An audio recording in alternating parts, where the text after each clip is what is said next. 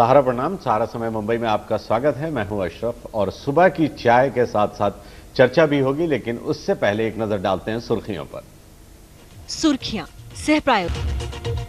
CPI के सीताराम येचुरी का दावा, लोकसभा चुनाव के बाद तीसरा मोर्चा देगा अगला प्रधानमंत्री।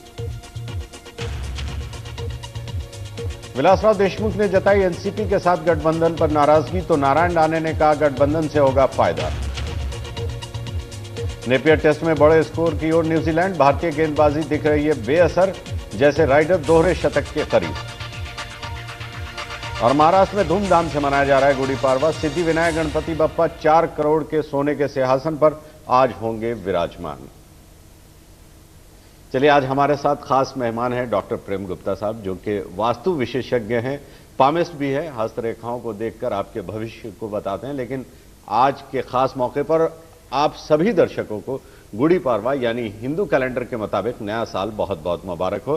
डॉक्टर साहब, आपका स्वागत है और साथ ही साथ आपको भी नया साल बहुत बहुत मुबारक। आपको भी बहुत बहुत। क्या कुछ करने वाले हैं नए साल में? गुड़ी पड़वा, जैसा कि आपने बताया, महाराष्ट्र में तो इसे बहुत धूमधाम से मनाया जाता है। वैसे ये आज से हिंदू का नववर्ष प्रारंभ होता है जी।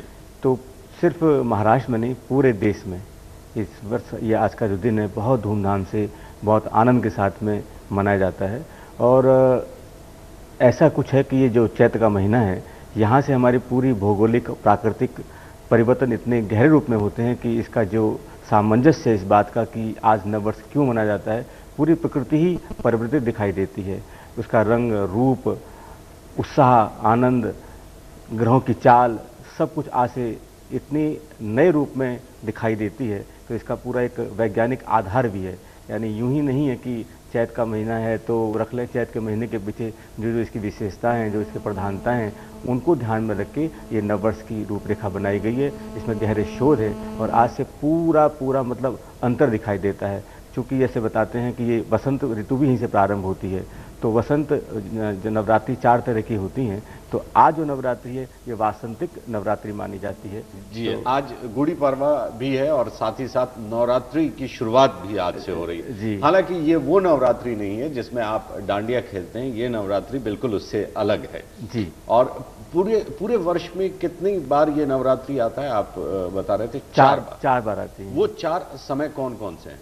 जैसे कि चैत का महीना है, हाँ। अब इसके बाद में आषाढ़ में है, इसके बाद में आश्विन में है और फिर माघ महीने में है। तो ऐसे हर बार 9 दिन की नवरात्रि मनाई जाती है। तो ये वासंतिक नवरात्रि है। और जो आषाढ़ की जो आती है और आश्विन की जो आती है, तो आश्विन की नवरात्रि में जैसे भी आपने कहा कि धूमधाम से डांडिया रस करते हैं, तो ये दोनों प्रधान रूप से मनाई जाती है। बाकी चारों अच्छे रूप से लोग जो माँ के भक्त हैं, माँ दुर्गा को बहुत मानते हैं, माँ भवानी को बहुत मानते हैं, तो चारों नवरात्रि को खूब अच्छे से मनाते हैं। पर ये दो जो हैं, जो आज हम लोग उपस्थित एकत्र हुए हैं, कि वासंतिक नवरात्र और फिर आश्विन महीने की जो नवरात्रि आती है जिसमें कि डांडिया रास गुजरात ज़्यादा झूमता है, तो ये आश्विन महीने की नवरात्रि होती है। तो इस तरह से 4 नवरात्रि मनाई जाती हैं। हिंदू कैलेंडर के मुताबिक आज नया साल है, आज से नए साल की शुरुआत हुई है। और वेस्टर्न रीजन में, खासतौर पे महाराष्ट्र, गुजरात और मध्य प्रदेश के कुछ ऐसे भाग हैं जहां पर गुड़ी पाड़वा के नाम से इसे मनाया जाता है, यानी त्योहार के रूप में मनाया जाता है। लेकिन देश के अलग अलग हिस्सों में अलग अलग नाम अलग अलग है, लेकिन उत्साह समान है। उत्साह समान है और ये नववर्ष मनाया जाता है। चूंकि पंडित जी वास्तु शास्त्र के विशेषज्ञ हैं, तो हम इनसे ये जानेंगे कि नए साल में क्या कुछ परिवर्तन दिख रहा है या किस तरह के परिवर्तन का एडवाइस करेंगे लोगों को। चूंकि आपकी स्टडी ऐसी है, इसलिए हम ये जानना चाहेंगे। जहाँ तक वास्तु के दृष्टिकोण से नवरात्रि का हम यदि कुछ समानता करें, तुलना करें या कुछ परिवर्तन करें, तो जैसे कि हम लोग कर दिवाली के मनाते हैं तो बहुत सफाई करते हैं, घरों की सजाते हैं, घरों को नए कपड़े वगैरह सिलवाते हैं, उत्साह एक अलग ढंग का रहता है। और सभी धर्मों के इसमें लोग ध्यान देते हैं, शिरकत करते हैं। इस नवरात्रि में जैसे कि अभी बात कर रहे हैं हम चैत के महीने की, तो वास्तु के हिसाब से रसोई घर पे विशेष ध्यान देना चाहिए। यानी पूजा स्थान और रसोई घर, यदि पूजा स्थान को बहुत पवित्र, पावन, अच्छे से सजा के रखना चाहिए और उसी तरह से, उसी तुलना में अपने किचन को भी बहुत ध्यान देना चाहिए।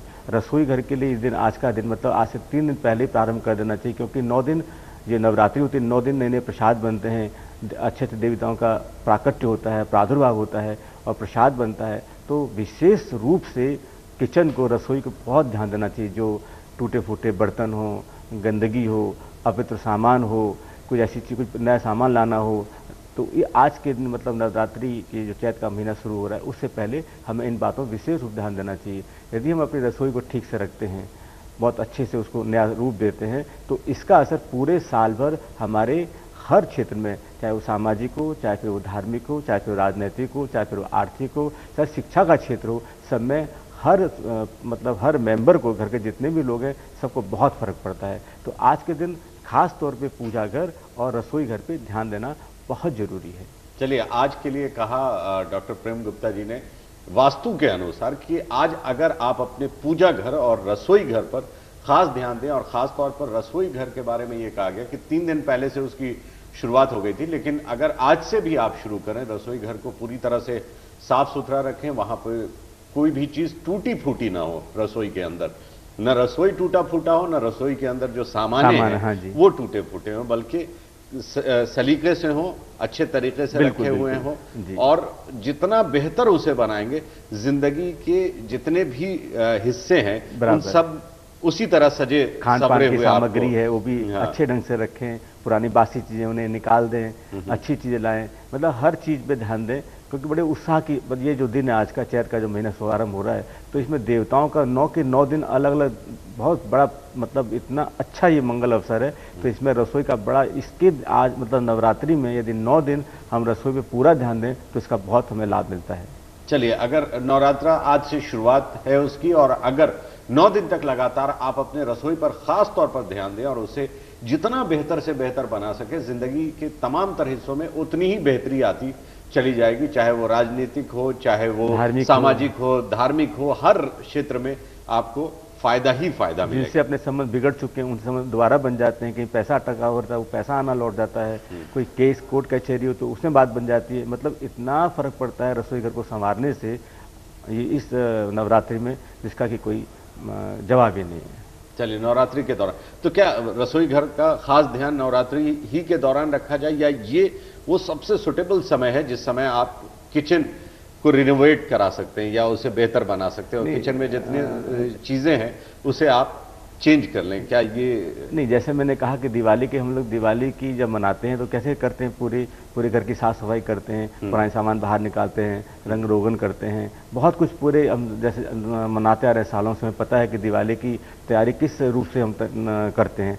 तो उसी ढंग से यदि रसोई घर को, जैसे कि अभी आपने कहा खास इसी दिन करना चाहिए, ऐसा नहीं है, 12 महीने करें, लेकिन इन दिनों में नवरात्रि के पहले उसको संवारना, उसको निखारना, उसका ध्यान देना बहुत फायदा है। उससे जितने देवी देवता जो हमारे यहाँ आते हैं, प्रागट होता है, प्रादर होता है, हम जो आह्वान करते हैं उनका हमें विशेष रूप से वरदान मिलता है, वो पुलकित होते हैं, आनंदित होते हैं और भाव विभोर होकर हमें आशीर्वाद देते हैं, और वहाँ से हमें फर्क पड़ना शुरू हो जाता है। तो ये 9 के 9 दिन जो हैं इन्हें विशेष रूप से, मैं जैसे पहले कह चुका हूँ कि हमें किचन पे ध्यान देना चाहिए, हर चीज़ पे, चाहे तामसिक आहार नहीं करना चाहिए, हर बात पे, क्या खाएं, क्या रखें, कैसे रहें, कब पहुँचें, मतलब बिना नहाए धोए नहीं पहुँच जाना चाहिए किचन में पूरे जो 9 दिन। वैसे तो हम लोग आमतौर पर क्या करते हैं, सुबह उठे, टिफिन बना लिया और काम में लग गए, सोते हुए पहुँच गए। ये 9 दिन जो है उसे मंदिर के समकक्षी उसको पूरा महत्व तो महिमा देनी चाहिए, ये मेरा कहना है। चलिए पंडित जी, बहुत ही खास बात आपको बता रहे हैं कि किचन को अगर आप बिल्कुल मंदिर की तरह समझें, और नॉर्मली जैसे आमतौर पे होता है नॉर्मल लाइफ में कि आप ऐसे ही किचन में चले गए, सुबह सुबह स्नान भी नहीं किया और किचन में आप इंटर कर गए, जो कि ठीक नहीं है, लेकिन इन दिनों में तो इसका बल्कि लाभ की जगह नुकसान मिलता है, साफ मिलता है। तो ख्याल रखें कि बिना नहाए धोए पहुँचे नहीं, हर चीज़ में पूरा, जैसे कि पूजा का कोई हम लोग अनुष्ठान कर रहे हैं, इसी तरीके सारी सामग्री बनाएं, रोते हुए नहीं पहुँचें, क्रोध में नहीं पहुँचें, मन प्रफुल्लित हो, सब सामग्री और अपने जो उपकरण हैं सारे अच्छे और पवित्र रूप से उनका प्रयोग करें। तो ये बहुत जरूरी है, जो कि पूरे साल में हम लोग ध्यान नहीं दे पाते हैं। चलिए, डॉक्टर प्रेम गुप्ता जी ने जितनी बातें कही, अगर आप उस पर ध्यान दें तो यकीनन हमें यकीन है कि आपको फायदा पहुंचेगा। और वैसे भी अगर देखा जाए तो 9 दिनों तक आप जितनी श्रद्धा और जितनी पूजा और आस्था के साथ इस 9 दिनों को मनाएंगे, उतना ही ज्यादा आपको लाभ पूरे साल भर में लाभ, पूरे साल भर उसका लाभ आपको पहुंचता रहेगा। अगर इसके अलावा भी कुछ आपको जानना हो डॉक्टर प्रेम गुप्ता जी से, तो उनका मोबाइल नंबर आप अपने स्क्रीन पे देख रहे थे, आप उस पर संपर्क कर सकते हैं। और मोबाइल नंबर है 98200444 27 इस नंबर पर आप संपर्क कर सकते हैं। आपके स्क्रीन पर भी ये नंबर है। सर, मैं ये जानूंगा कि अभी आज से नए साल की शुरुआत हो गई, किचन पे तो नवरात्र की भी शुरुआत है आज से, किचन का खास ध्यान रखना चाहिए लोगों को, और ये एक विशेषता हम इसे कहेंगे कि इस 9 दिनों में ये विशेष है जो आपको करना चाहिए। बहुत लाभ मिलेगा, बहुत लाभ मिलेगा। ये तो विशेष बात हो गया। अगर जनरल बातें कहें, क्योंकि साल जब बदलता है तो सुनते हैं कि बहुत सारी स्थितियां परिस्थितियां ये भी बदलती हैं। बिल्कुल बिल्कुल। तो उसमें क्या आपको नजर आ रहा है? क्योंकि हिंदू कैलेंडर क्यों, हालांकि आम तौर पे अगर देखा जाए पूरे भारतवर्ष में, पूरे इंडियन सब कॉन्टिनेंट में जी 31 दिसंबर को ही साल का आखिरी दिन मानते हैं और 1 जनवरी ही साल का नया दिन होता है। जी। बाकी जितने भी कैलेंडर हैं वो सब पीछे रह जाते हैं जी। लेकिन है तो कैलेंडर जो है वो एग्जिस्ट तो करता है, और उस कैलेंडर के मुताबिक भी हम चलते हैं, चाहे वो हिंदू कैलेंडर हो, चाहे वो इस्लामिक कैलेंडर हो, चाहे वो पारसी कैलेंडर हो, बिल्कुल हम उसके साथ भी चलते हैं। तो इस कैलेंडर के मुताबिक जो आज साल का पहला दिन है जी, किस तरह से आपको परिस्थितियां बदलती हुई नजर आ रही हैं? क्या आपको लग रहा है, क्या परिवर्तन कुछ आएगा इस नए साल में? ये जो नववर्ष है, मतलब संवत चेंज हो रहा है आज से। 2065 से हम 2066 में चले गए, 2066। आज जो जैसे हम बोलते हैं 2009 चल रहा है अंग्रेजी महीने के हिसाब से, तो अब जो संवत है वो 2066 है। 2066 2066 जो है ये वैसे तो कोई बहुत शुभ नहीं है। अच्छा। हाँ, यदि हम इसे जिस दृष्टि से आप पूछ रहे हैं, हाँ। कि हम लोग अभी पिछले साल जैसे देखते आ रहे हैं और भुगत रहे हैं कि जो मंदी की मार है, आर्थिक परिस्थितियाँ जो एकदम प्रतिकूल हो रही हैं, और कोई ये कहने में अपने आप को ठीक नहीं मान रहा है कि आखिर आगे क्या होगा। सब असमंजस की स्थिति है। तो ये स्थिति पूरे साल भर बनी रहेगी। इसमें कोई लंबा सुधार होना नहीं है कि कोई ऐसा कुछ हो जाए कि सारी बातें हम भूल जाएं और बहुत आर्थिक रूप से या सामाजिक रूप में बहुत अच्छे हो जाएं, ऐसा नहीं है। बल्कि राजनीतिक परिस्थिति और खराब होंगी, बहुत ज़्यादा। संवत 2067 तक हमें इसी तरह रहना होगा। हाँ, इसमें कुछ बहुत ज़्यादा अच्छा होगा ऐसा नहीं है, बल्कि कुछ अनहोनी हो जाए वो कम है। तो जहाँ तक इस वर्ष का जो प्रभाव है, और ख़ास करके राजनीतिक जो उठापटक है, वो बहुत अच्छे ढंग से दिखाई देगी। अच्छे से मेरा मतलब है गहरे परिवर्तन इसके अंदर होंगे, जो कि ठीक नहीं होगा खास करके जनता के लिए, क्योंकि जितने भी राजनीतिक स्वार्थ है बड़े उभर के आ जाएंगे। तो ये इससे पहले कभी ऐसा हुआ नहीं है जो अब हमें देखने को मिलेगा। चलिए, डॉक्टर प्रेम गुप्ता जी ये कह रहे हैं कि इस साल में बहुत सारी चीजें ऐसी भी देखने को मिलेंगी जो शायद इससे पहले हमने कभी नहीं देखा, और वो क्या चीजें होंगी इस पर और हम विस्तार से चर्चा करेंगे। लेकिन फिलहाल वक्त है एक छोटे से ब्रेक का।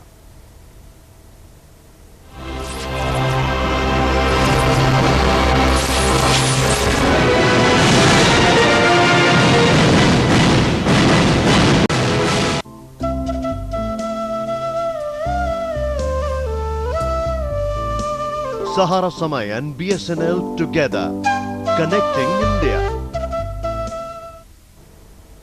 ब्रेक के बाद एक बार फिर आपका स्वागत है। सुबह की चाय के साथ हम चर्चा कर रहे हैं डॉक्टर प्रेम गुप्ता साहब से, जो कि वास्तु विशेषज्ञ हैं, और नया साल कैसा रहने वाला है उस पर हमारी चर्चा हो रही थी। वैसे एक बात पर तो सभी सहमत हैं, चाहे वो ज्योतिष आचार्य हों, चाहे वो टैरो कार्ड रीडर हों, या फिर वास्तुशास्त्र के विशेषज्ञ हों, सबों का यही मानना है। कल यहीं पे दिया टैरो कार्ड रीडर हैं, वो बैठी थी, और उन्होंने ये कहा कि इस साल जी, उन्होंने भी हिंदू कैलेंडर के मुताबिक ही बताया, लेकिन साल जो चाहे जिस कैलेंडर से भी आप देख लें, साल की शुरुआत हो ही चुकी है। इस साल महंगाई से तो नहीं उबर पाएंगे, जो रिसेशन का पीरियड चल रहा है उससे निकल पाना मुश्किल है। वही बात आपने भी कही, करीब करीब असंभव है। असंभव है। तो ये अब मान लिया जाए कि इस साल हमें इसी तरह परेशान रहना है, जो आर्थिक मंदी जिसे कहते हैं।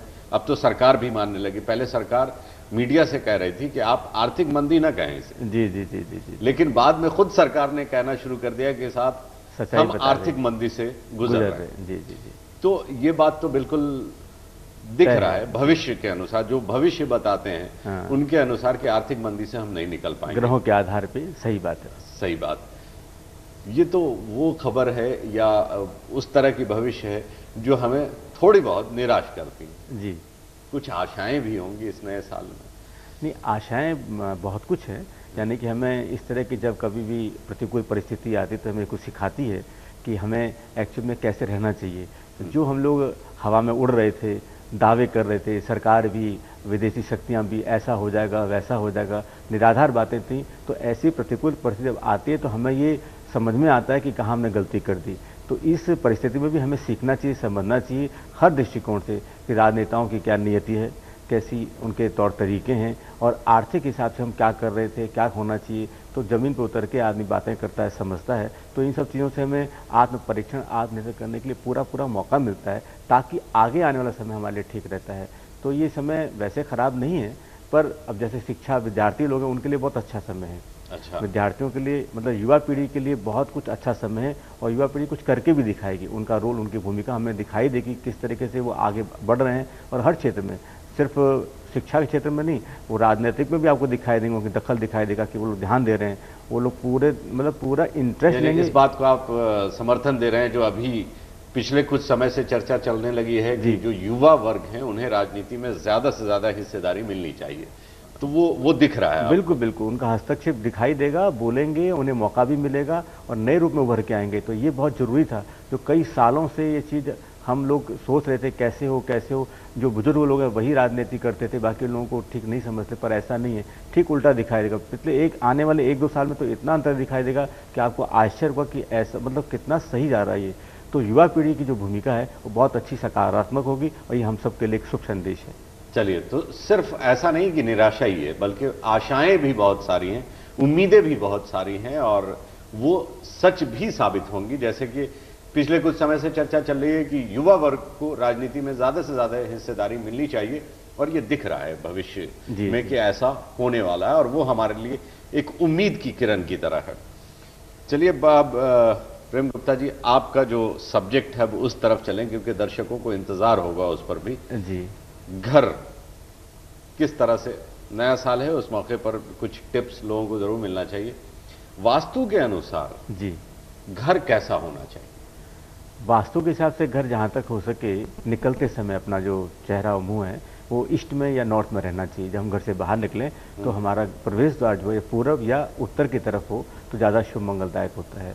और कोशिश करें कि दक्षिण में नहीं हो अपना प्रवेश द्वार। यदि होता है तो उसके बहुत सारे उपाय हैं, वो अलग अलग ढंग से बताए जा सकते हैं, पर अच्छी शुभ स्थिति है कि जब निकलते समय अपना जो मुंह है वो पूरब में या उत्तर में रहे तो अच्छी बात है।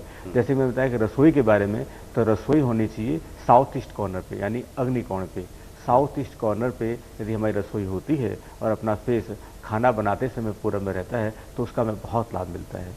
तो कुछ ऐसी बातें हैं जिनके जो सबके लिए, चाहे वो हिंदू हो, मुस्लिम हो, चाहे छोटा हो बड़ा हो, किसी भाषा को, ये कुछ मतलब वैज्ञानिक कुछ आधार हैं, क्योंकि पूरब की सुबह की जो अल्ट्रा वायलेट रेंज जो घर में पड़ती है उसका हमारे पूरे जीवन पे बहुत गहरा असर होता है। तो यदि ये सूर्य की किरणें बंद हैं, मान लीजिए कि पूरब की तरफ से अपना दीवार लगी हुई है, वहाँ पे प्रकाश का नहीं आता है, तो बीमारी निश्चित रूप से आएंगी। जब बीमारी आएंगी, निर्णय शक्ति कम होगी, तो धीरे धीरे पूरा जीवन जो है एक तरह से खत्म सा हो जाता है।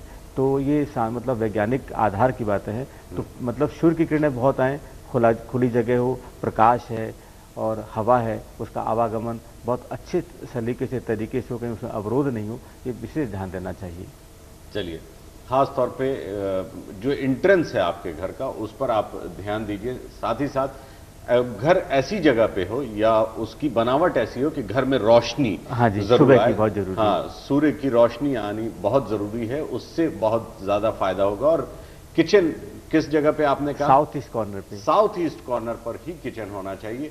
वो अगर साउथ ईस्ट कॉर्नर पर नहीं है तो क्या नुकसान है? फिर तो बहुत नुकसान है। फिर ये प्रश्न उठता है कि कहाँ पर है, साउथ ईस्ट में नहीं तो फिर साउथ में होगी, या फिर वेस्ट में होगी, ईस्ट में होगी, नॉर्थ में होगी, बाकी 7 दिशाएं वहाँ पे होगी। तो 7 दिशाओं के अलग अलग प्रतिकूल फर्क हैं। मतलब जैसे यहाँ पे तो उसके लाभ हैं, यदि उसके अलावा और कहीं है तो दिशाओं के आधार पे उसकी अलग अलग दुष्परिणाम है। कहीं से पैसा नहीं आया, कहीं घर में कलेश हो, कहीं से बीमारी आएगी, कहीं से कोर्ट कचहरी हुई, कहीं से आपसे रिश्ते खराब होंगे।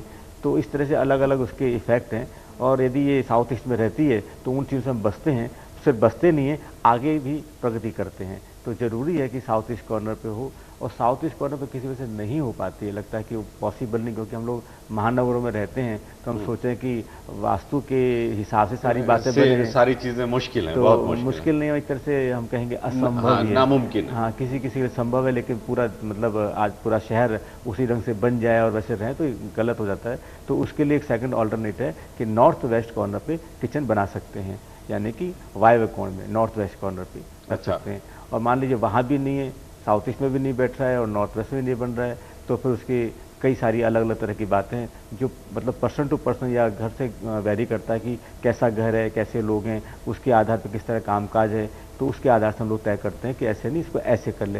यानी इसके तोड़ भी हैं, इसके उपाय भी हैं, घबराने की ज़रूरत नहीं है कि अब नहीं है साउथ ईस्ट में तो घर छोड़ना पड़ेगा, ऐसा कोई ज़रूरी नहीं है। बहुत ही विकट स्थिति हो तब ये कहा जाता है कि हाँ घर छोड़ा जाए, बाकी कोई ना कोई हमारे ऋषि मुनि ने बड़े इसके अंदर ऐसी व्यवस्थाएं कर रखी हैं, ऐसे विकल्प दे रखे हैं कि उसके अंदर भी हम बड़े मज़े में रह सकते हैं। चलिए, उसके बारे में अगर अधिक आपको जानना हो तो जैसा कि हमने उनका मोबाइल नंबर भी दिखाया था, आप उस पर संपर्क कर सकते हैं, लेकिन चूंकि हम सारे लोगों के लिए बात कर रहे हैं तो इसलिए ये तो हुआ। और एक चीज़ जो हमेशा हमें सुनने में आती है, और वास्तुशास्त्र के जो जानकार हैं वो ये कहते हैं कि आग और पानी एक जगह नहीं होना चाहिए। किचन में जहाँ पे आपका चूल्हा है वहीं पर पानी का दूरी होनी चाहिए, दूरी होनी चाहिए। ये क्यों, ऐसा क्यों कहते हैं दूरी होनी चाहिए? क्योंकि तो सी स्वाभाविक बात है कि अग्नि और जल में वैर है, एक साथ नहीं रहता, दोनों का स्वभाव अलग अलग है।